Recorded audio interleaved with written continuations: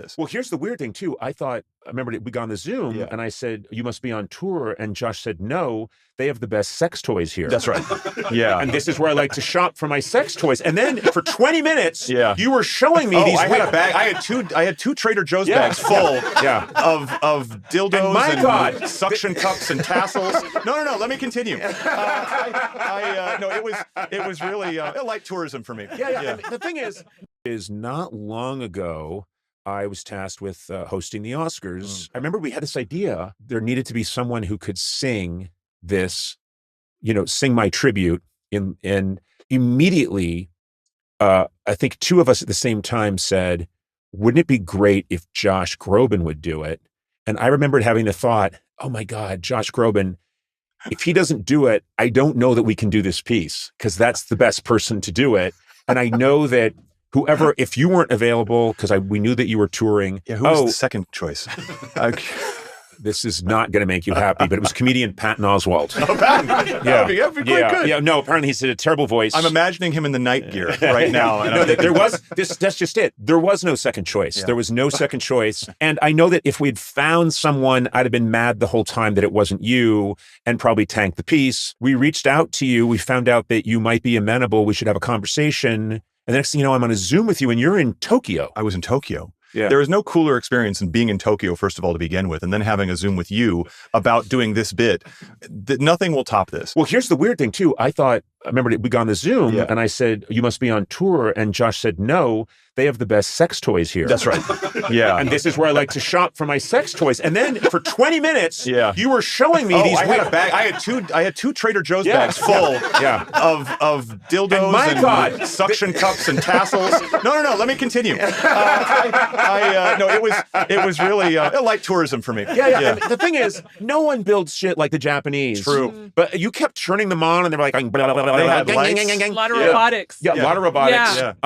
And one of them had a song similar to the one you wanted me to sing. It was so I kind of said it like this. So the next thing you know, we're rehearsing. You killed it. We do it at the Oscars. You were great. And then here's a weird thing about show business. You killed it, and people really liked the piece, and people were so happy that suddenly you're there. I love anyone who's legitimizing a completely illegitimate piece of comedy. So the fact that you were part of it, with your amazing voice, but you're singing these incredibly stupid lyrics about how I'm the greatest ever, and it's over. But from my perspective, I'm on top of a mountain holding on to a fake, falcon, and being pulled off the stage, and I wave to you, and you kind of wave back, and you go left, and I go right, and then I'm into the show. You're 17, someone introduces you to David Foster, a famous producer, arranger, and he asks you to do this thing at the Grammys. It's like you were a kid. It was so close together, like that. The shy 13-year-old whose voice was on the brink of changing was 13. And then the call came in when I was 16. Right. So the time period between absolutely having no clue, wearing this coat that was so big on me, and getting this call to be part of something that was very what was it? It was something, a big thing at the Grammys. David had heard me sing at a charity event that he asked me to do, plucked out of high school. I sang a song from Phantom of the Opera. It was like the biggest day of my life, but I went back to class. I didn't think anything else would come from it. So when he called me and he said, I'm at the Grammys, I've written this song. It's called The Prayer. It's for Celine Dion and Andrea Bocelli. And Bocelli is stuck on a tarmac in Germany. He can't be here in time for the rehearsals. Would you step in and would you sing this for Celine, with Celine until he shows up? Do you mind? Now that's just insane. What? And I, being an idiot, I mean, really, 16 years old, I did not have stars in my eyes to be a solo artist. I was like, I wanted to go to theater camp. I wanted to worship the throne of Sondheim, and I wanted to that's what I wanted to do.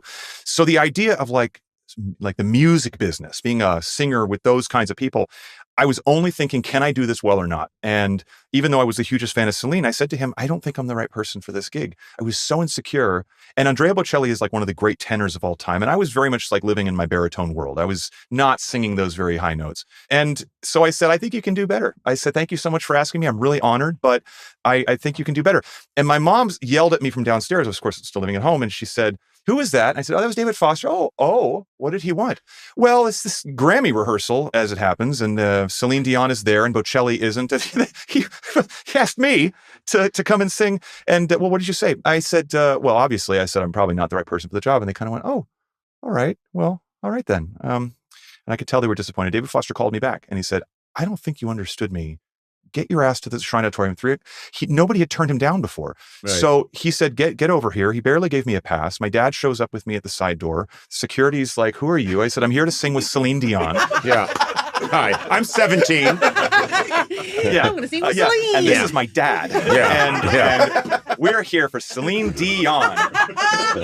Which way to the microphone? And, and like the security guard had to like walkie-talkie another guy with a walkie-talkie who, and so on and so far. Against finally, Ken Ehrlich, who produced the Grammys, came out and grabbed me. And, it was just, I was so new to it that it was such another world. I didn't really permeate how important that moment was to be for me. Sure. I just wanted to do a good job. I didn't want to embarrass myself. Celine, of course, came out, and then I realized how real it was. But the thing about Celine in that moment was she knew that David Foster was doing a thing, that this wasn't just a job. She knew, because she'd been there at my age, that David was actually providing a door and an opportunity to prove myself. Yeah. And that it was a lesson, and that this was a moment. This was not just a rehearsal. Right. And so she kind of like clocked it, and she's like, oh, got it. Josh, so nice to meet you. Kiss, kiss.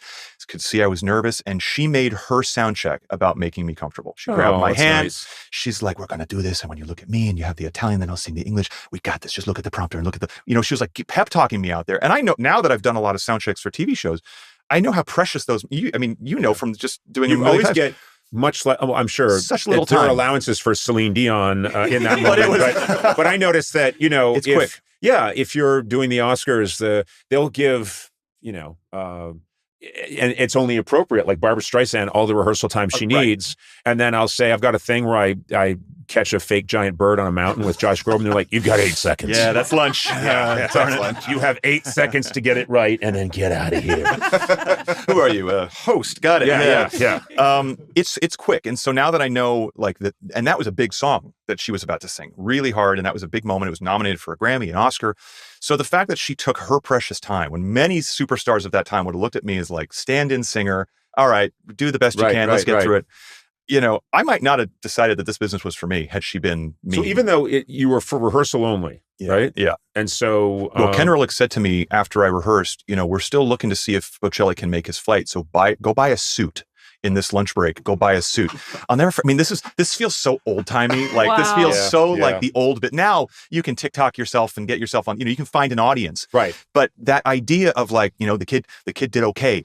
Go down to Men's Warehouse. There's one down the street, and I've got a tailor. Here's his name, and it was like, cool. like, gotta get a suit. I looked at my dad and I said, I can't do this on camera. Like, I'm not ready for this.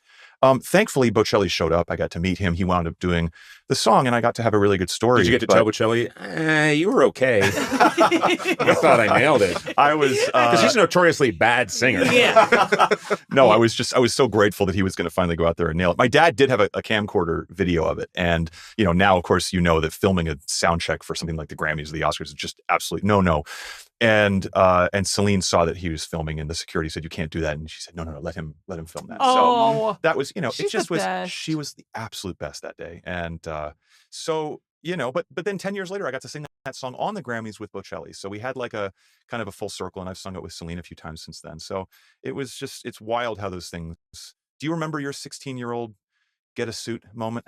Well, mine came later. Mine came when I was 48. Still involved a suit. No, I do remember. The story I have that kind of lines up a little bit with that was obviously I had all these other adventures beforehand, Sure. but living out here in LA and getting a chance to audition to possibly be considered to be a late night host replacing David Letterman, which seemed insane. Mm-hmm. But they said show up in Burbank at this time, and I didn't have anything to wear, so Lisa Kudrow, who's my best friend at the time, she said, "Hey, I'll take care of this." And she took me to Fred Siegel and picked out the worst coat. And I'm sorry, Lisa, and we've talked about this before, but I'm a very pale person. I know now that I need to wear blue. She was like, "Oh, this looks good," and it was this linen floppy jacket that was very, like, almost pure white, maybe a little off-white.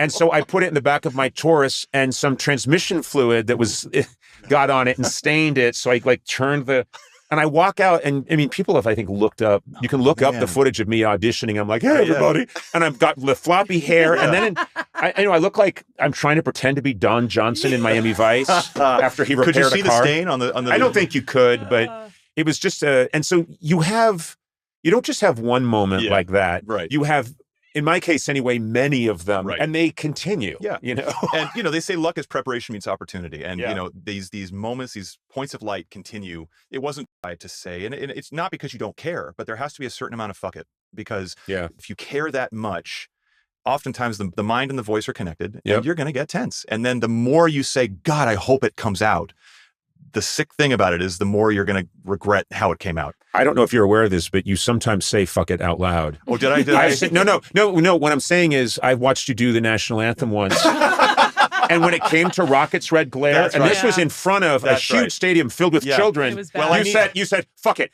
And the Rockets red. And it's like, don't do that. When you're timing the jets, sometimes you have to vamp. And it just, I tried to stretch. You see the camera guys going, doing this, and it's like, fuck it, all right. I think you should start when you're going to hit a really great, impressive note saying, watch this, just before you do it. Just, you break out of the song and go, watch this.